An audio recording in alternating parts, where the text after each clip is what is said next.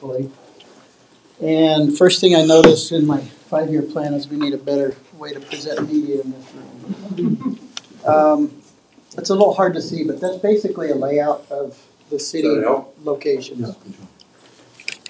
So part of my 5-year plan is to consolidate and make the management of all these systems a lot easier. So we have, 1, 2, 3, 4, 5, 6, 7, 8, 9, 11 different sites with 14 different buildings. And one of the things when I came in, started working for the city, is that the police department had fairly new equipment, City Hall had fairly new equipment, and everybody else was, for lack of a better word, redheaded stepchild. 14, 15-year-old hardware, no centralized backup, and just a whole bunch of, well, for instance, I'm dealing with 9 different phone systems that are, most of them are outdated, like the one at the Welcome Center. I think we're down to our last handsets. The phone system at the library is failing. So part of that, also before I move on, is right now we've got a link between City Hall and the police department that's provided by CenturyLink. And this will tie into what we're going to talk about a little bit later. It's a 30 megabit per second connection. And one of the goals was to get cross-site backup protection. Well, with only 30 meg per second, it's impossible to move the amount of data that the city generates across that link. Also, we're currently paying $850 a month for that link, which is horribly, horribly expensive. So my very first, hopefully this year, is to get that replaced with a fiber optic link. A little bit longer term, I think it's down towards the bottom, is to get fiber optics strung between all the city buildings.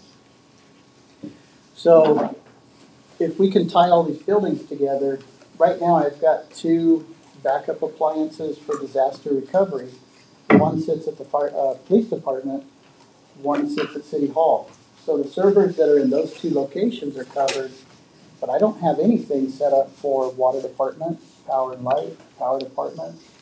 We've got some makeshift backup plans, but I don't have what's considered true disaster recovery in place for those.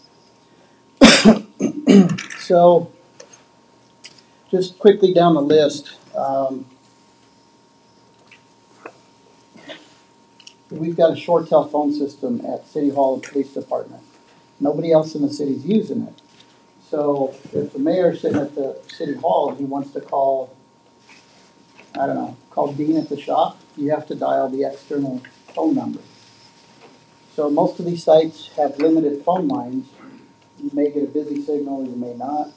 But there's no reason in this day and age that you shouldn't be able to pick up and dial 3 or 4 digit extension to get to everybody else.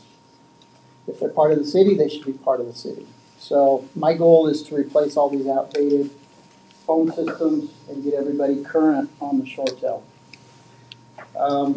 You guys will be seeing a request coming in here not too far in the future. The ShoreTel system is end of life. ShoreTel was purchased by Mitel, and Mitel will stop supporting the ShoreTel hardware we have coming up next year. So it doesn't mean our system's going to stop working, but for us to keep up with future upgrades, we're going to have to upgrade part of our phone system to stay current. So we upgrade that cost, what would that cost to be to upgrade that system? I'm not sure. I'm guessing, I think all we have to do is upgrade the actual ShoreTel server and some of the software. And I don't have any firm numbers, but I'm pretty sure it'll be less than, I want to say it's less than $20,000 to do the upgrade. So we don't have to replace the phones. We don't have to replace some of the hardware that's already existing on site. We just have to upgrade the server and the software. And I'm working with a company now, but they don't have a quote back to me yet. So that as soon as I get it, I'll send it over. Security cameras, access controls. We've upgraded the security cameras at this location and City Hall, the annex building, and the library so far. And we've got now a centralized system for like the police department. If we have an investigator that needs to pull video footage, they go to one location.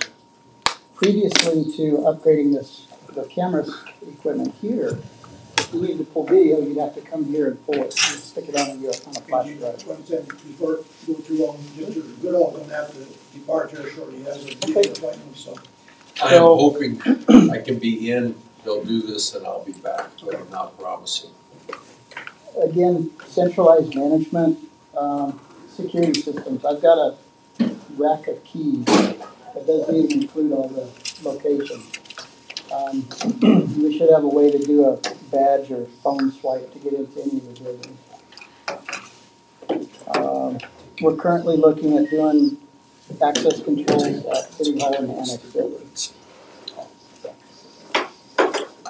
So updating to Windows 10, it was cheaper to buy new computers, and we're still in the process of updating those. Switches, firewalls, wireless stuff. If we had an event where we need to change Wi-Fi passwords, currently I have to go to each individual site and update about 75 devices. So it takes a lot of time. We're looking at 2 or 3 days to reprogram all that equipment.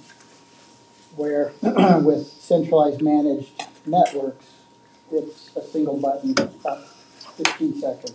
Would you be able to do that for our pads as well? Yeah, from anywhere. Well, no, if I change the Wi-Fi password, you guys would have to update the password on your equipment. So would hooking into fiber optics create any shortcuts or eliminate some of the upgrades we would have to do? In the future, yes. In the future? Yes. All right. So, for instance, like the phone system, if we had fiber optics in place already, that would eliminate one piece of equipment per site, and that's the firewall. So right now I've got an individual firewall at each of those locations, and typically you do like a hub and spoke type system. So let's say we wanted to put content control, web access control on the network. As it is, I can do that for City Hall and Police Department because I have those firewalls in place. Right. But I don't have those necessary firewalls everywhere else yet. So that's part of the upgrade process. Let's see. The fiber optic cable you want to install, is that something the city's going to do, or is that something city will? That's a good question. No, not CenturyLink. I'm currently waiting on a quote from a company to install fiber between the police department and City Hall. My initial idea, if we can buy the fiber, if our power and light guys have time and availability, then they could certainly stream it for us. We could save some money that way. But I'm looking at a third party cost to get an idea.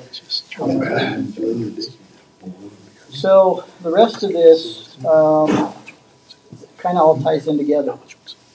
Get the equipment updated, get everybody's network infrastructure current, and start consolidating services. So we've got 9 different internet services that we're paying for. We've got CCOM at each of the locations. Now the thing with CCOM is we're actually trading out, so they have equipment up on Simpson's Rest. So we don't directly pay for it, but there is a cost incurred on that. So if we took, say we were paying for CCOM at each of the locations directly, by adding fiber and tying all these systems together, we only really need to pay for 2 circuits. Whether we pull it out of the City Hall or police department doesn't matter. But we'd consolidate, run everything to those 2 locations. And long term, we could save some money on that. So, and then really, really long term is that whole fiber to the home project we kind of tossed around. But I don't really include that as part of my 5-year plan. I think that would be a much longer. I know that, I guess you and Mike have been talking to Mr. Martinez, I guess, about the broadband. Give us a little input as to what your thoughts are with that. So, I knew this first part of the week was gonna be busy, but my intention is tomorrow try to get a hold of, somebody in Longmont or Fort Collins and see if I can schedule a visit with them and see what their infrastructure looks like and kind of figure out what hurdles they had to cross to actually do something like that. I've got a rough cost of somewhere between $17,000 and $24,000 per mile to install fiber optics to the home. But one thing I did notice looking at Longmont and Fort Collins is that they're providing gigabit service, which is 1,000 megabits. And think of between City Hall and PD, we've got 30 megabits. So we could go from 30 to 1,000, right? Most of our customers in Trinidad are limited to what CenturyLink provides, and that's about 14 megabits per second. So there again, we're going from 14 to 1,000. The cost of a 14 meg circuit from CenturyLink is about $85 a month right now. Longmont had the higher price at $60 a month for 1,000 megabits. Businesses, we could offer businesses fiber connectivity. That part right there is where we start competing directly with CCOM. So CCOM on their residential side will give you a wireless connection to their network, and I think the most you can get on that's about 100 megabits. So there's a few little political issues that. Well, something that's interesting, I'm not sure how many people have driven it down I-25, but they're moving that fiber optic line. And it's actually this side of Ludlow as of yesterday. And according to Mr. Martinez, when we were talking to him, he said that at that point that we would be able to, if we could tie into, he says we can, it's a point tie into that line, that the cost would even be reduced even less. Right. What do you say? So that was interesting. I did see, I guess it was like a business plan that Fort Collins put together. And in their business plan at the time, they listed that they were going to be leasing the fiber from CDOT. And I think it's going to work out to about $1,200 a month, which is nothing for 10 gigabits, I believe, was what they were going to be running. So we need somewhere in town physically where we could locate equipment to tie into the fiber optic that CDOT owns. We'd have to make a deal with somebody in Denver to terminate that fiber into what's called a hub, like a service provider hub. There's one place up there, it was in the name of the company was listed in that business plan. I can't remember what it is offhand, but we make an agreement with two service providers so that fiber from Trinidad to Denver would then get split out through two service providers to flood the rest of the country and the world. So from that point, that's the basic infrastructure. We need equipment here. We need an agreement to get it tied into the internet in Denver. And from that point, wherever we locate the equipment here, we start running fiber out along the streets and then tying in the individual houses. How good are the Airtel and the Spectra plans? Because a lot of cities are going to that now. Airtel? Airtel and I haven't heard Spectra. of that one. It's like one of the top 5 broadband internet. I will have to take a look at that. There's so many out there these days, it's hard to keep track of all of them. The closest provider that could provide up to a gigabit would be Comcast, and Comcast is not available to everybody. I don't think Cougar Canyon has it. No, you're still. No, you don't get Comcast out there. Yeah, I do. Do you? Yeah. Okay, so they did run it out. So you get high-speed internet through them. That light, that's always good. Ideally, I mean, I could see us making an agreement with Weston and Segundo and everybody up the river and run fiber up the river. Well, Mr. Martinez was saying what you could do is once we develop that structure, according to what Mike and I discussed it, is that it becomes a utility, and then we'll be able to sell that service Yeah. outside, which, you know, And I think the equipment that would actually go on the home, it's right around $400 to $600 per installation. So, you know, the details of how we run the utility, whether we bill the customers for that equipment or just include it as part of the monthly, I think it's an awesome service that we could offer the community. at $400 to $600, I mean, for installations, to me, is pretty cheap. I think so too. Just a quick run of numbers, I think we'd get a return on investment in about 7 years. How many years you said? About 7.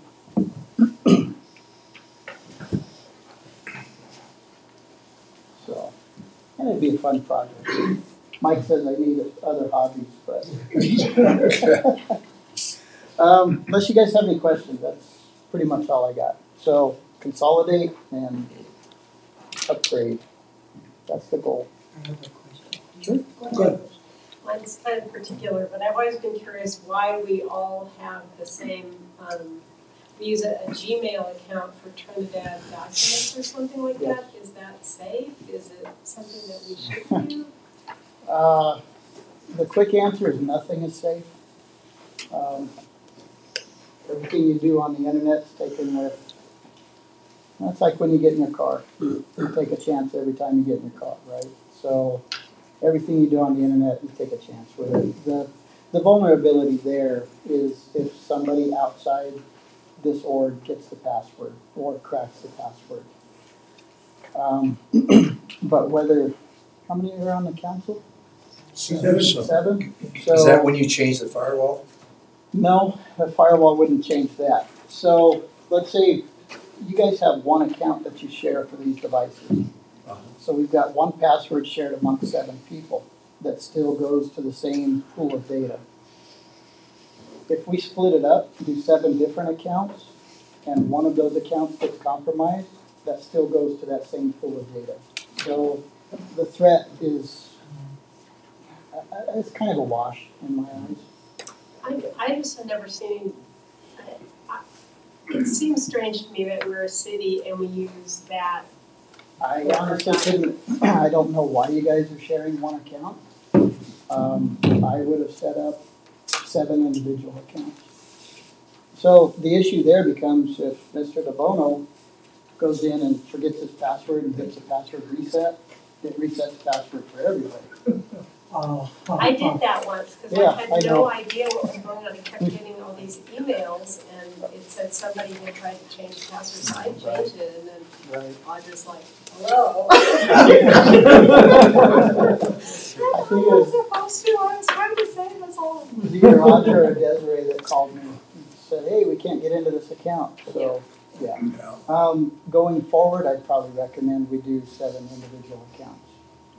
And, you know, TDAD 1, TDAD 2, whatever it is, doesn't Yeah. matter. Mr. Valentine or Audra, you know, being that, if that happens, go down that road, do you see or foresee any problems with developing another utility?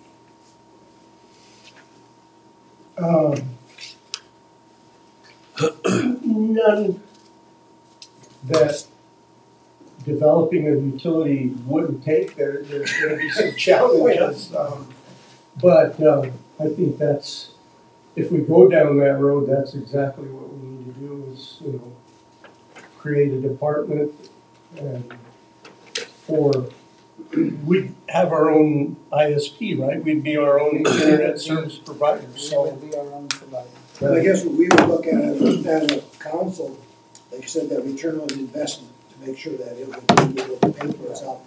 And as we know, technology, right now across the board, it seems like there's a big return on investment across the world. Well, I'm not sure where that would be in this particular case.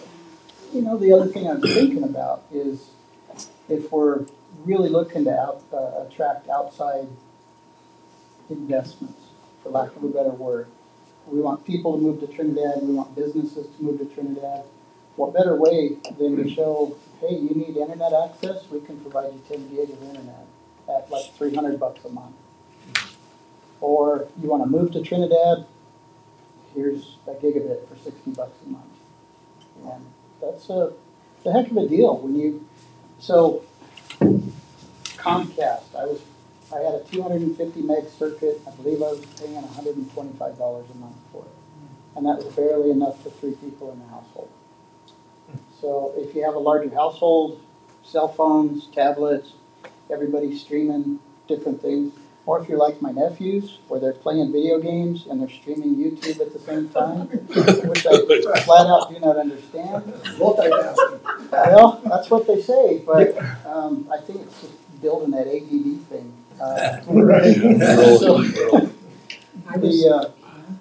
So you have all the kids playing, streaming video games, streaming video. You got the parents, maybe together, separately, streaming a movie. You want to watch something different than I want to watch. At 250 meg is nothing these days. So real quick, the FCC defines broadband as 25 megabits down and 3 megabits up. And that is useless.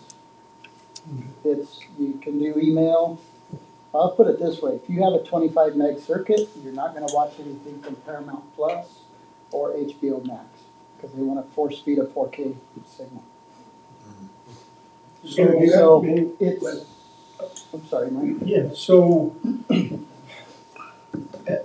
broadband, that's the buzzword with the state wanting to fund this, the feds wanting to fund this.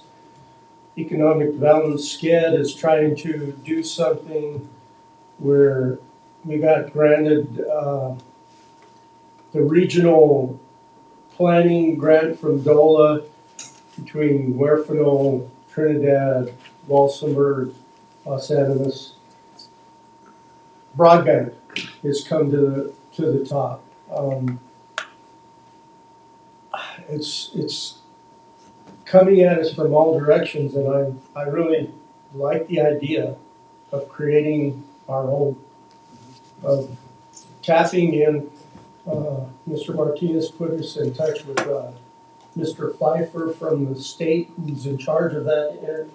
He got back to us and said, yeah, we can connect. They're putting that fiber, so there's that option. Whatever they have to do up there with James is talking up here, the hub in Denver, and get that little strand lit up for the city of Trinidad. I don't know all that, but Did he give you a timeline? Yeah. When that might run through you? Because like I said, there's that fiber. yeah, I mean, they're putting the conduit in now, and I'm not sure. Fiber in the ground already. Yeah.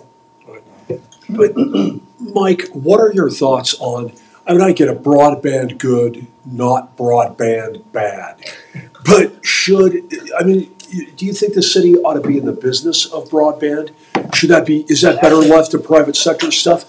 But if the answer to the first question is yes, what are your thoughts about another utility or It's scary, but we have to plan it out. We have to look at return on investment. We have to make sure that this is something before we step off that ledge. We have models out there where obviously the private sector doesn't give two hoots about us in Trinidad. Right. You can call them and they say, this is what we have.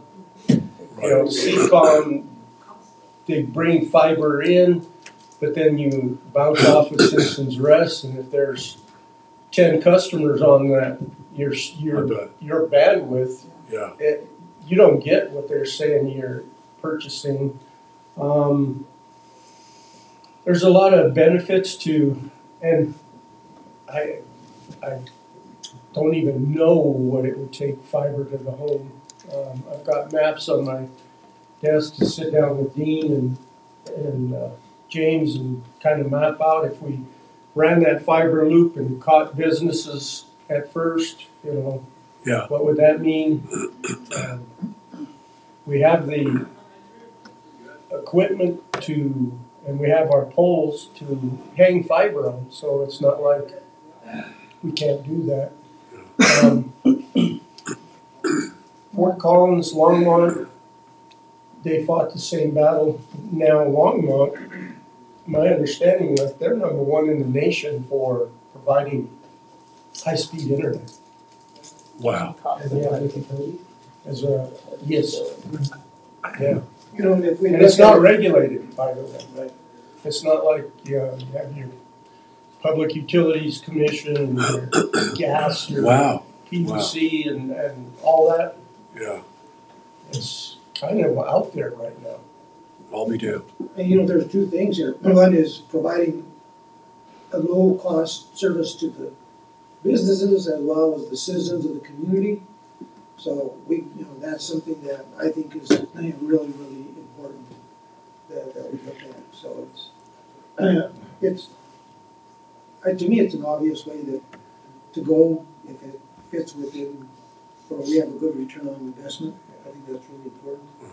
Audra, do you see anything that with this that could be No, I echo Mike's sentiments. It's a little scary thinking about taking on another utility and what that looks like, extending services to customers. But the city's, I think, positioned well to do that. We already have a utility billing system in place, and it's an add-on to that. And so,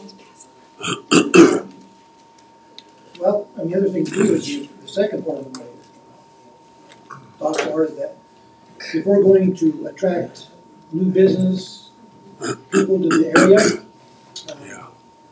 this is super important. Because right now, anybody there with this COVID-19 thing, that people want to get out of the big cities. They want to be able to work for their home. That capability is there. And if we could provide them that capability, it just makes us look a lot more attractive to a business or an individual who wants to work out of their home and have a quality of life is what people are looking for. And that's really what, if you really look at it, that's really a big emphasis of what I maintain is a quality of life that we can provide here in Trinidad. So when you ran your estimate on return on investment, did you include like an increase in GRT or attracting new businesses as part of that? Not really. So just like fees for the service? Type based, and some of it came from the business plan in Fort Collins. Okay. I think they figured their ROI at about 7 years. So, and like, I do know CenturyLink will never run fiber in this town because it's not enough of a return on their investment. Yeah. There's not enough profit in it. CCOM, same thing, unless they get another round of federal funding. I don't know if they're interested in running fiber to the home. There's a little more money in running it to a business. So if we're wanting to provide a service, at some point you step up and take the lead. Even Comcast, you talk to Comcast, it's like, basically you're not big enough to us to upgrade. So I've had that conversation with them. You can get gigabit speeds on Comcast. You can, and it's, I can't remember who ordered it. One of the hotels, La Quinta or the other hotel had gigabit, and they were paying close to $300 a month for that. So, and that was my what's going on here kind of thought. Gigabit to a residential, $60 a month. Gigabit to a business, $300 a month. Why the discrepancy? Where it was, and that's a question I have for whoever I talk to. Why did you make it such? Yeah, such a disparity, right? How did you determine the cost for the? So the 17,000 to 24,000 came off of some website. I'd have to look it up. It's a rough average of, call it about 20,000 per mile in terms of what it costs to pay somebody to actually string the fiber, and then we've got to pay people to terminate the fiber. That $600 per unit that sits on the home. that converts fiber to copper so that you can plug your computer into it. So how many miles do we have going around the city Well, to do the circle? So there's the interesting part.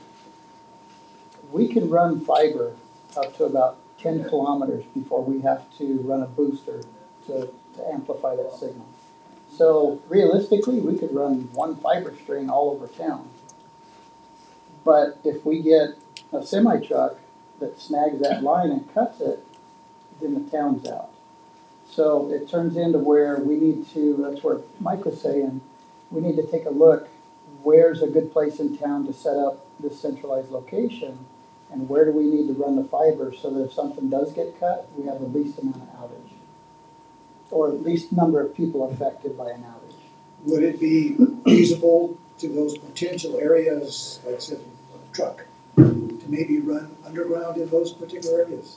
That increases the cost quite a bit. But would it be worth it to? I don't know. That's another part where we'd have to look at the ROI on that. And you say it's how much, $15,000 to $20,000 per mile to run? I'm sorry? Maybe about $15,000 to $20,000 per mile? 17 to 24 roughly is what I've seen. If you took a circle and like I said, do a circle around Trinidad, how many miles do we have? I have no idea, but it's gonna be a linear distance, not an area distance. So we have, just for reference, throw it out there, 75 miles, lane miles of streets. Okay. So 75 miles if you went up and down every street. So with this, you put a loop in, I don't know, 15 miles to get it out and around, and then I guess it branches off from Yeah, there. it would branch off. Yeah. I'll throw another wrench into that. If we're looking at doing underground to run fiber, we should look at underground for utilities and get rid of all the utility poles. So if you Get on that, add that to the list. Down below. if you hook the fiber up to copper, like let's say just on the main corridors, Mhm. and instead of at the household So level, that's an option. would that improve service to all the houses up that copper line So there's significantly, a or do you have to distance, be very close? there's a distance limit on copper. Okay. Fiber optic, like say, we can run up to about 10 kilometers before we have to put some device in there to boost the signal. With copper, we're limited to 100 meters. Okay. So 300 feet. So the fiber So has we to be could within do- 300 meters. Right, so if we ran fiber down the street, we could leave all the hardware up on the pole and run copper to the houses.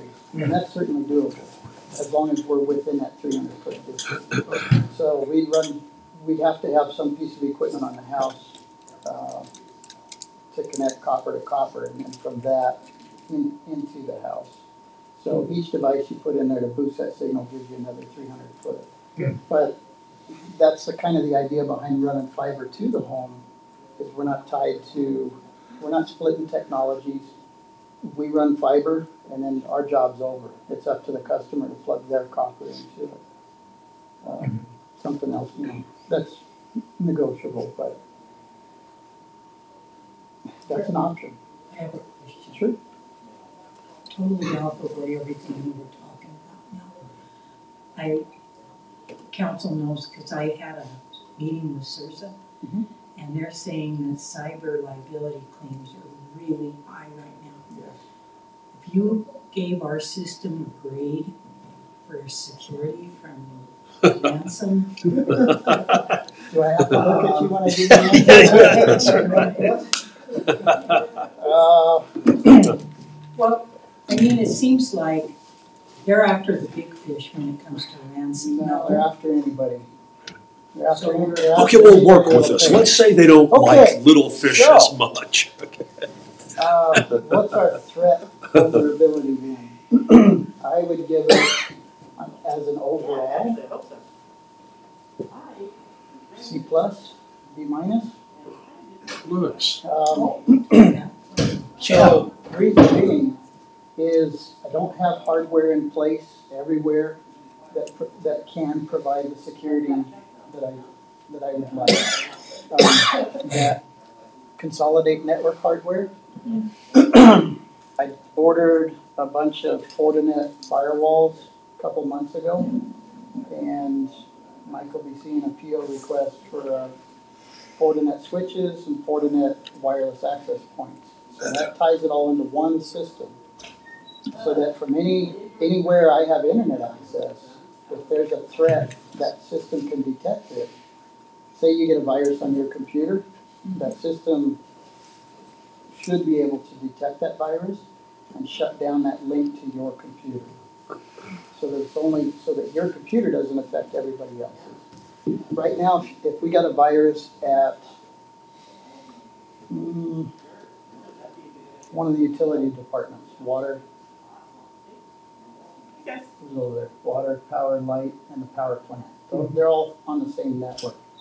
If I got a virus that was smart enough on one of those machines, it would extend out to all 3 locations, because I don't have the equipment there to protect it yet. City Hall is a little bit better. PD's a little bit better, but we still have that threat envelope is still there. One second. The biggest threat that I see is, I'll just use you guys as an example, the people in the room. How many of you get an email that says, hey, we've had a billing error on your credit card, click here. I called you on one the other day. Yes, thank you for that. And most people in the city are really good about calling me saying, hey, I got this email, it looks weird. But the one time you think it only looks a little bit weird, and you click the link, and that's how these places are getting compromised. So I can spend millions of dollars on hardware and security software. It takes one person to click on a link in an email. So I will never rate security as an A. At best, I might go a B, because there's always a threat. If you can, going forward, I'm not sure you're on all that information about there. If you can provide council in the near future here a list of costs of some of this stuff, or what you're trying to do right now. Yes. So that way we can have an idea of where. I think second quarter is where I'm going to be requesting money for switches and access points. And I think, just a rough guess there, I think we're around 30,000 for that hardware. I'd also like to see something toward the end of the year, what you're looking at for cost. For going into next year's budget? To the end of this year.